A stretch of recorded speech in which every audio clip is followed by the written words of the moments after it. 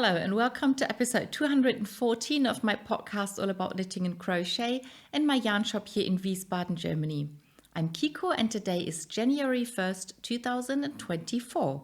So a happy new year to everyone. Today I'm wearing a little cowl loop that I knit specifically for a pullover in the same color, and it's knit out of opal sock yarn, and this is knit out of fingering weight yarn, but the pullover I knit was knit out of 6-ply or maybe DK weight yarn in the same color. So Opal always design 8 colorways for their rainforest series, where they donate money to preserve the rainforest, and those colors always come in fingering weight and in the 6-ply weight. So I've always wanted to combine the two weights in the same color, and I did that with the pullover that goes with this cowl. And the pattern is by Bernd Kessler. It's out of his German book Rechte Masche, Linke Masche. I think it's that was the first book that he published first in German, and I'm not even sure whether there's a Japanese version out.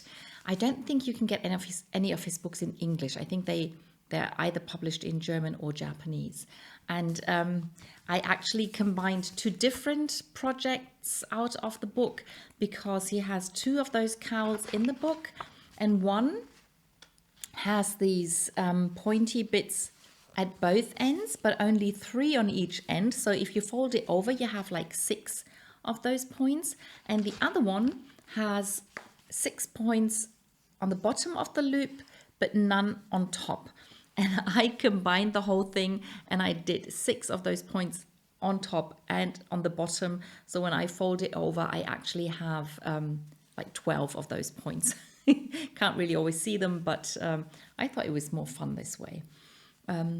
So I should make sure to fold it so that the points are not on top of each other, but sort of take turns.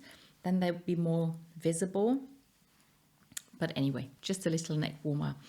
And then of course I'm wearing my beautiful Go Big or Go Gnome pullover by Sarah Shearer.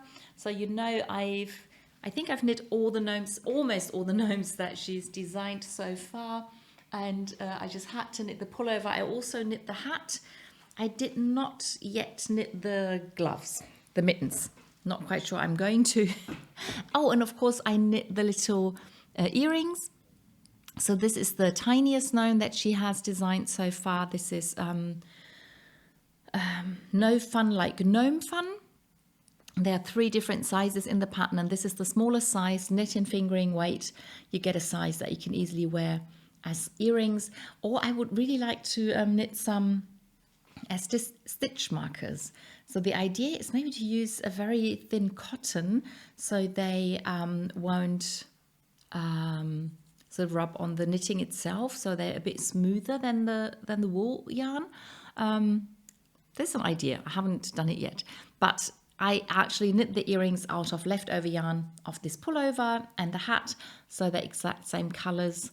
And I love it. I really, really like this pullover. And you know that I love gnomes, especially knitted gnomes. And on to finished objects and more gnomes. I actually have 4 finished objects today, 2 of which you know and 2 of which you don't know yet. And I also have 3 new cast-ons. So I'm not really reducing the number of projects, but anyway. So the first 2 finished objects I have were both started on December 1st, and they're both sort of Advent-y things. And the first of those, or the first one that I'm going to show you, are the new mystery gnomes that Sarah designed for last December.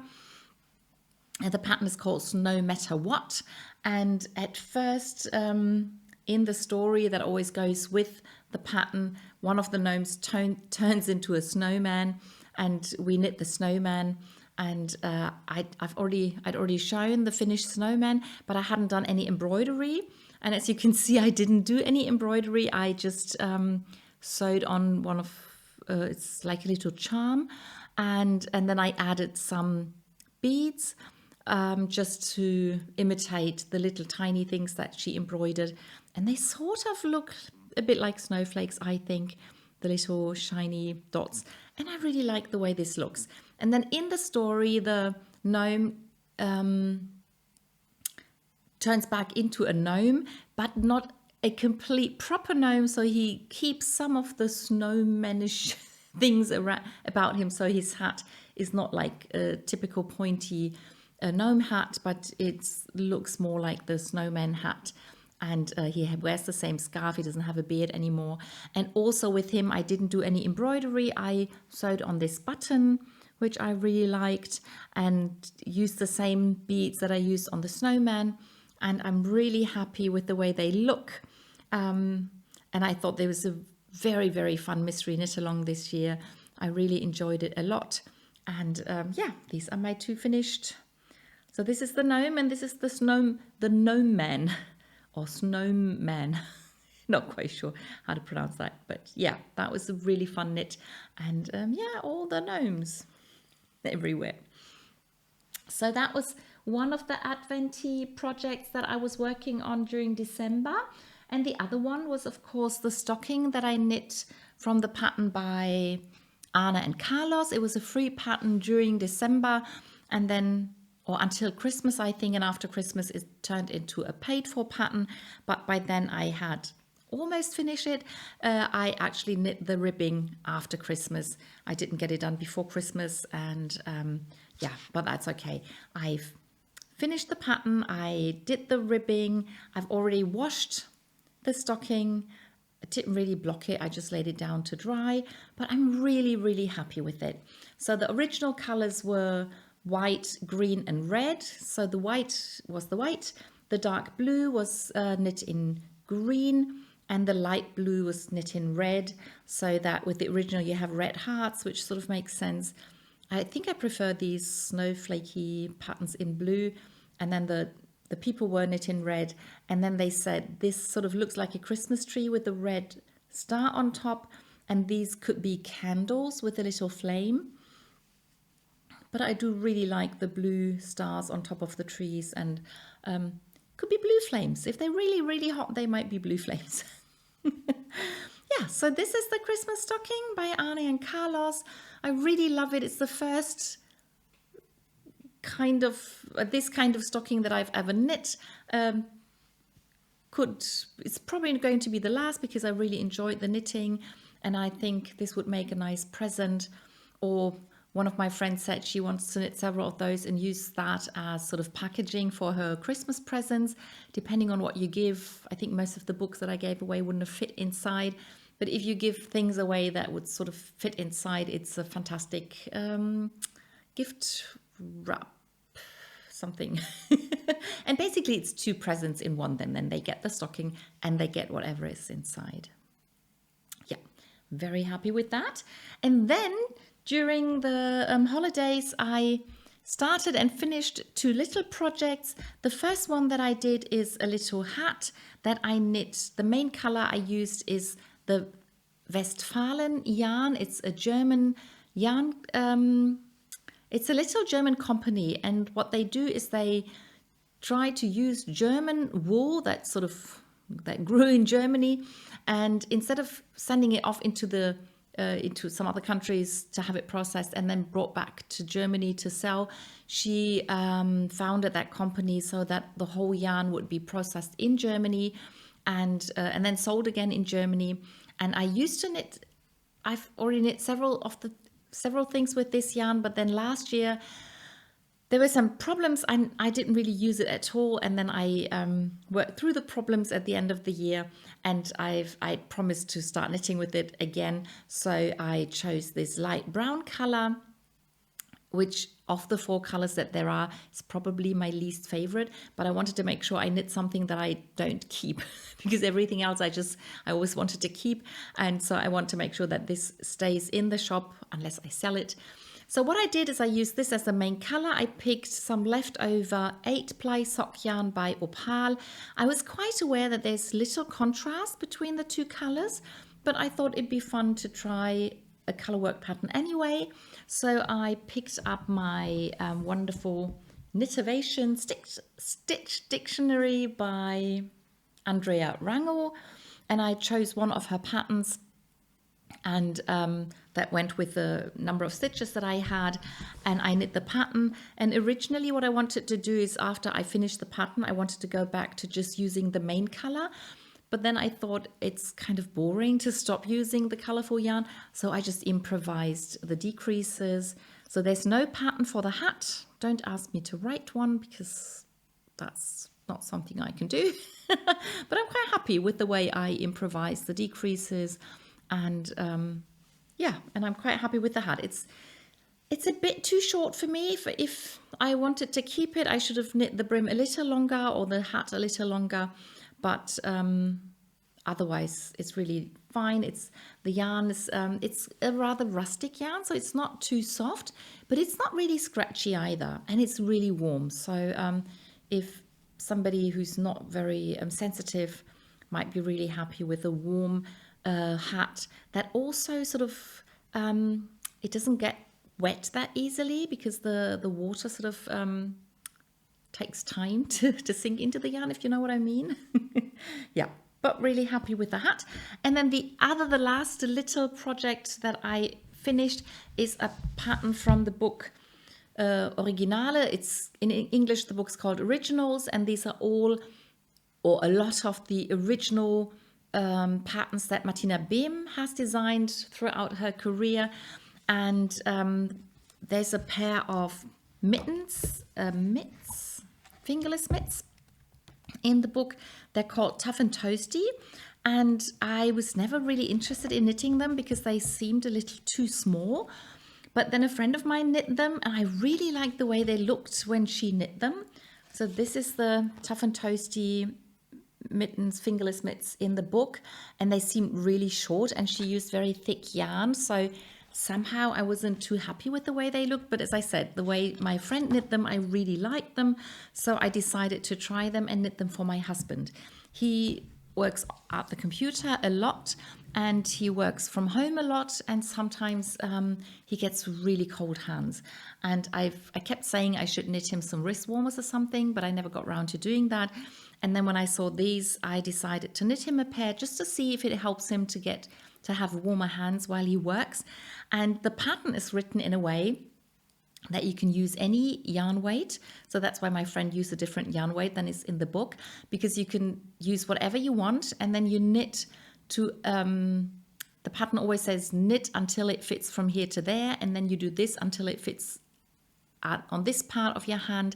So I knew if I wanted to knit these fingerless mitts for my husband, I had to have him around. So I couldn't knit them here in the shop where I couldn't measure his hand. So I decided to knit them while we were not on holiday, but yeah, during the holidays, I think that's what you say. And yeah, so I started them, and they were done so quickly. I was really surprised myself. I used the 6-ply sock yarn by Opal, and I felt this was the most skin-like color I could find. So I wanted the mitts to be really sort of invisible, or as invisible as possible, so they wouldn't show off if he was like talking to his colleagues through the computer. And yeah, they're worn like this. And for me, the thumb is way too big. This sort of fits fairly nicely. This is a bit too wide, and that's because it fits his hand. But this is what they look like. I think they're really short here. If I knit them for myself, I would probably add some ribbing, which wouldn't be a problem to do. But if you have them short like this, you can keep your watch on, you can check the time and things. So yeah, I just knit them really quickly, and I'm interested to see if they help my husband while he works at the computer. So these were all my finished objects, quite a few.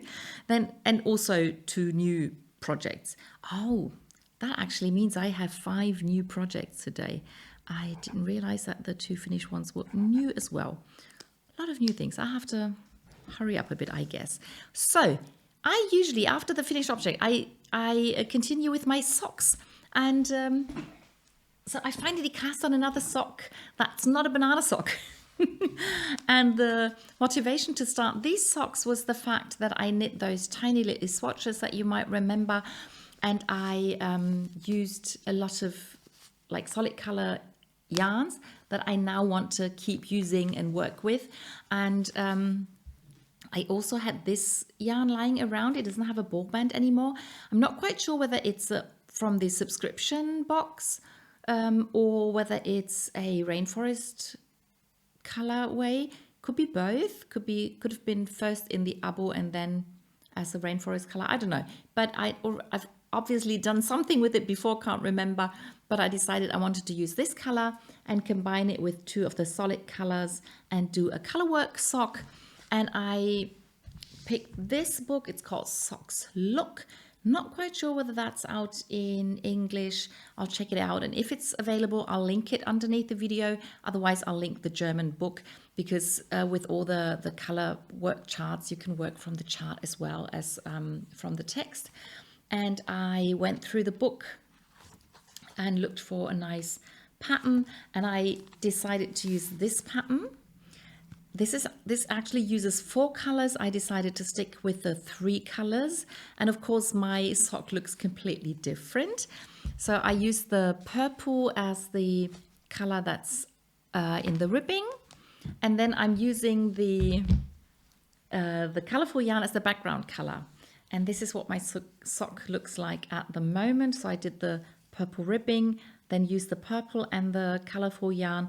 And then I switched to the dark gray or charcoal color. And I'm now switching that with the colorful yarn. And I do want to knit the heel and toe with this color. So with the colorful yarn, just because I think it's funny.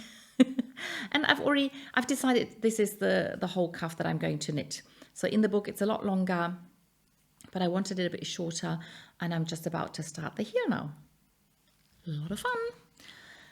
So the next project is my double face project and the double knit project. Keep mixing it up. So double face is the German expression for double knitting. And I'm knitting the cowl Remember by Nathan Taylor, the sockmatician. And it's a beautiful cowl that's black on one side and red on the other. And wherever there is pattern on the red side, I have black flowers, and I think you can see it's grown quite a bit from last time. So this flower is already finished. This is one of the big flowers, or big, I can't think of the word I'm trying to say. And I did every other red stitch with a bead. And here's another flower that started. And I think there's something starts here. And also there's a little beginning of pattern in this section. So now I have pattern in all 4 sections. The reason I'm using stitch markers is that the pattern is divided into 4 different charts.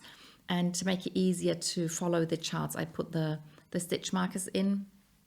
And this is the right side, because it's supposed to be poppies, so red flowers. So this is the little poppy, and then this is the big one. And I just love the way the beads look on this side. I think it's so beautiful.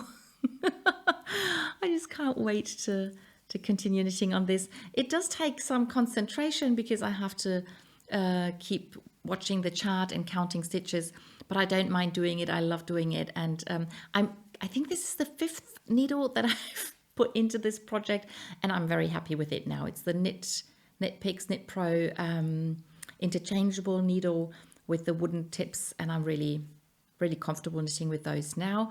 And the yarn is beautiful. It's an Alpaka silk yarn by Hansa Farm, and I just love the way it knits up. I love the way it looks and feels. Fantastic project. Okay, on we go. Now I actually have 4 garments on the needle. That's actually a garment as well, I think. So I have 4 like pullover tops that I'm knitting. I'll start with the 2 summer ones. So I'm knitting the summer pullover with this beautiful lace yoke. So I finished the yoke, I finished the little short sleeves, and I'm just knitting round and round and round at the moment. So I think it has grown quite a bit, but it just hasn't changed a lot. It's just grown a bit bigger.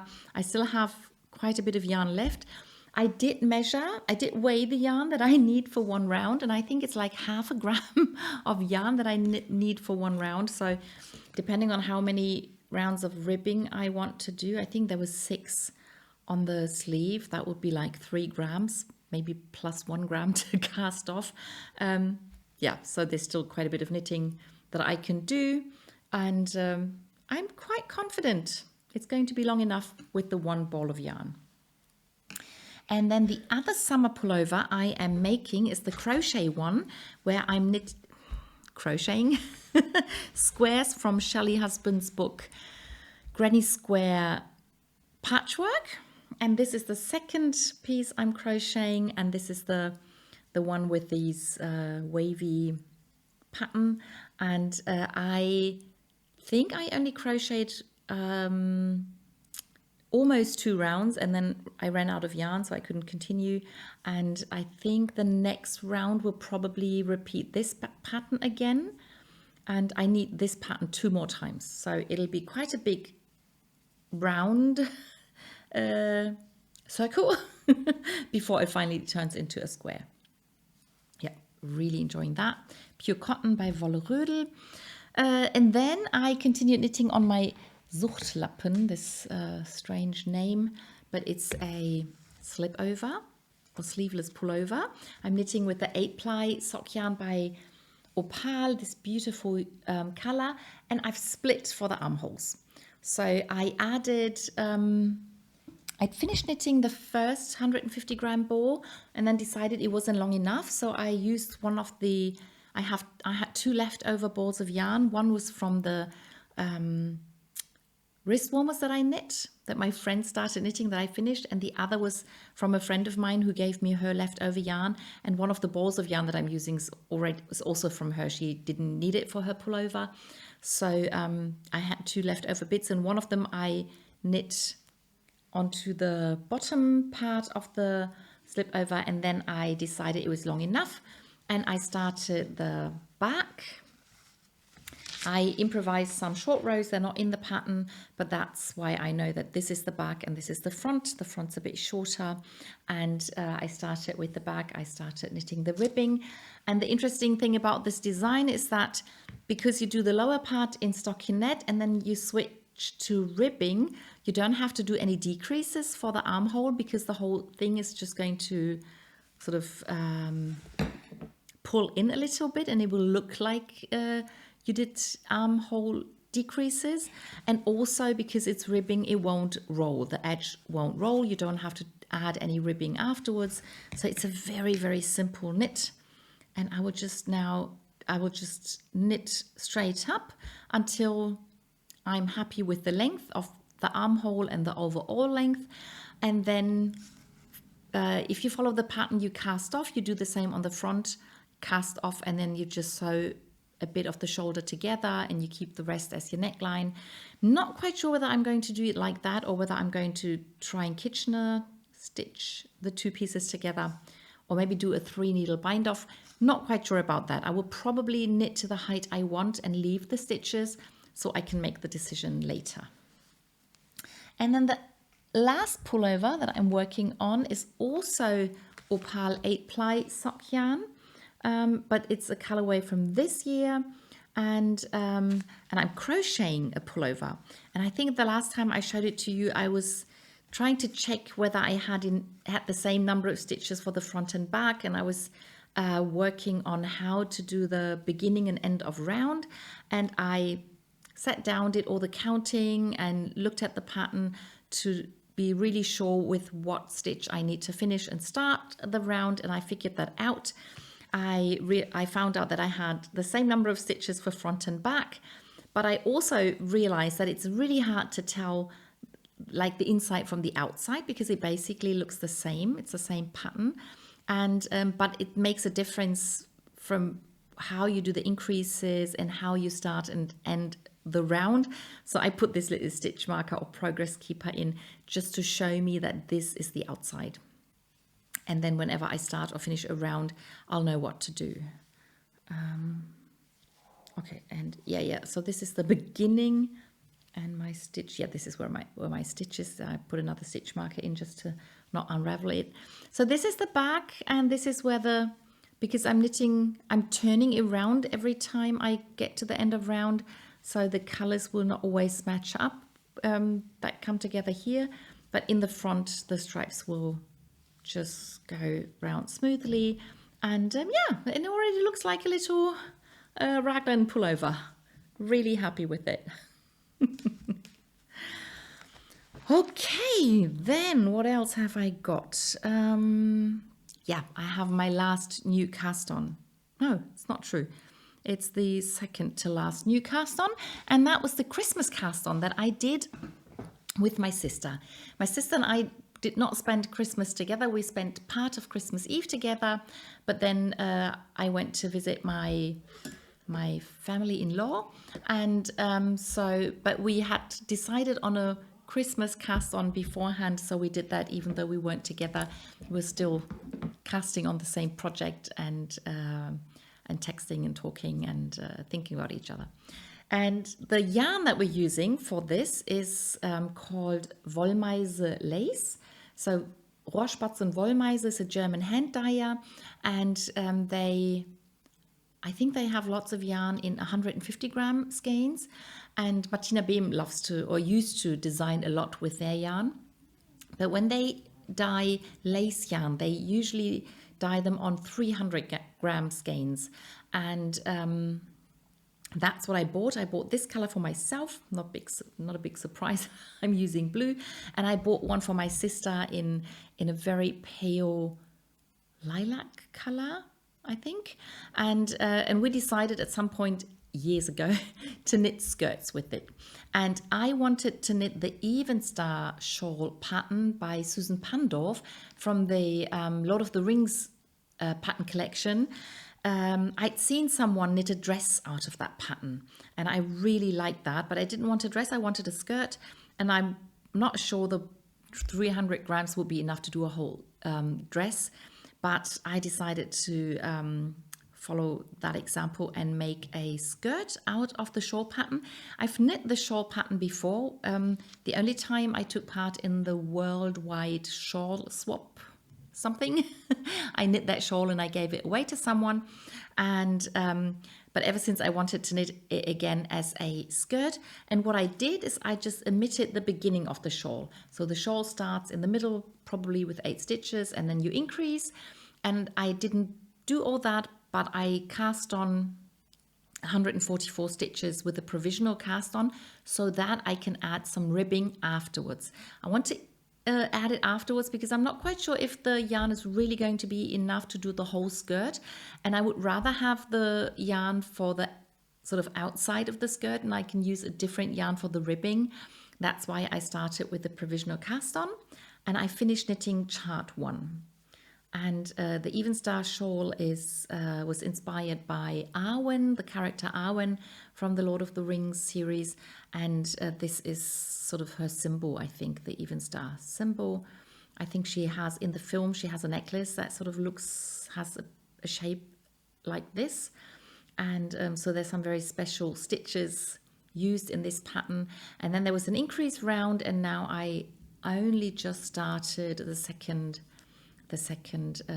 chart, and this is a stitch marker that I got in my advent calendar this year, and I think it's fantastic. It's so much fun. Yeah, so this is the Christmas cast on that my sister and I did together. So the next time we do a video together, you can see how far we got with the skirts, and don't know if it's going to be in summer or next Christmas. We'll see about that. So that was that, and that brings me to the knit-alongs that I am running on the channel. And the first one are the banana socks. And oh, here we go. I thought I'd forgotten the first sock.